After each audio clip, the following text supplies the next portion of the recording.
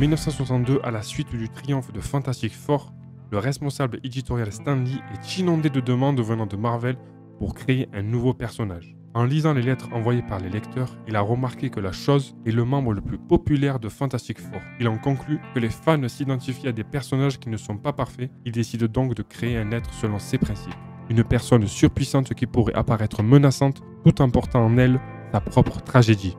En plus de s'inspirer de ses propres créations, Stan Lee s'inspire également de la littérature classique. Fan de Frankenstein, il pense que le monstre créé par le scientifique Mary Shelley n'est pas un méchant, mais une victime malheureuse qui cherche à trouver sa place dans la société. Stan Lee souhaite également que son personnage puisse passer de son aspect monstrueux à sa forme humaine, faisant référence à Dr. Jekyll et Mr. Hyde. Il cherche alors un nom qui pourrait désigner une brute dangereuse et s'arrête sur Hulk. Il propose l'idée à Jack Kirby, le plus à même de créer une apparence singulière, susceptible de fidéliser les lecteurs. Durant cette époque, Kirby est dans le métier depuis plus de 20 ans, durant lesquels il a prouvé son talent dans un large éventail de genres, ce qui lui a permis de s'imposer comme la référence en matière de science-fiction chez Marvel. Hulk n'est pas un simple monstre, il doit rendre la créature sympathique au lecteur en laissant apparaître son humanité. Incredible Hulk numéro 1 est l'illustration de sa capacité à combiner une imagination sans limite avec un personnage saisissant placé dans des situations improbables.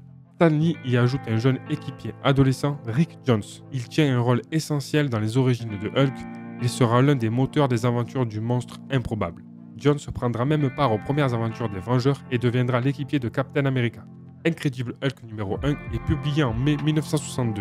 Le premier impératif consiste à expliquer la création du personnage.